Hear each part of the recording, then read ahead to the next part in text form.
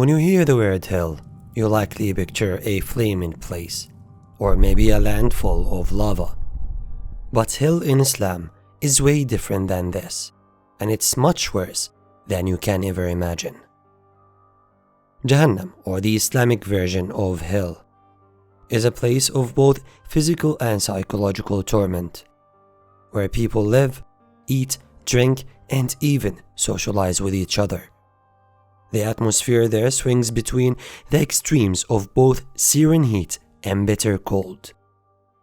There is food there, but it is a thorny, bitter fruit that causes intense internal burning and never satisfies hunger.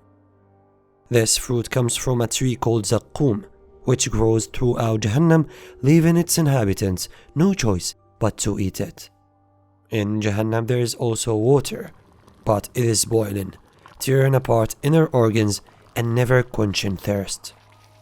And if that was not enough, the inhabitants of Jahannam are forced to drink from something called ghislin, which is the fluid that comes out of the melting skin of the other inhabitants.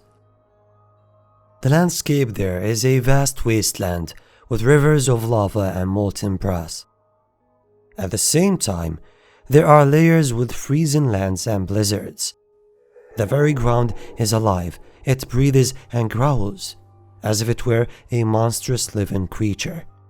If you look into the sky, there is nothing to see but black smoke that traps the heat and cold from escaping. The horizon is dark and gloomy, the air is suffocating, and the winds blow scorching embers. If you try to escape, there are terrifying angels called Zabaniyah that guard hell and inflict punishment upon people. If you try to hide, there are enormous snakes that emerge from beneath the ground and scorpions the size of trees that attack people without warning. And to add to the agony and despair, those in hell can gaze upon paradise from afar, seeing the beauty and delights that they will never have. This makes them long for even a fleeting moment under its shade. Yet this simple wish remains an impossible dream.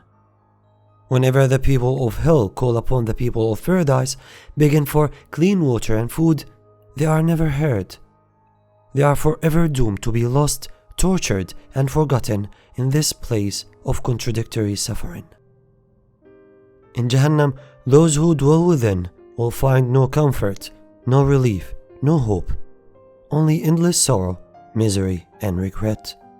And no matter how much they beg or plead to just die and be nothing, so the suffering ends, their wish is always denied. In summary, hell in Islam is a continuous cycle of mental and physical suffering, where there is extreme heat, extreme cold, unquenchable thirst, and everlasting hunger. It's where skin and bones regenerate over and over again, so the body and mind can feel pain for eternity. Forever tormented by burning fire, piercing frost, inedible food, and undrinkable water. The only relieving moment in all of this is a view of paradise, and even this glimmer of mirth is only allowed so that those accursed souls are further consumed with regret and anguish. In short, hell in Islam is not just a flaming place, but the embodiment of an eternal dystopia, where the worst of human imagination exists and where nightmares become reality.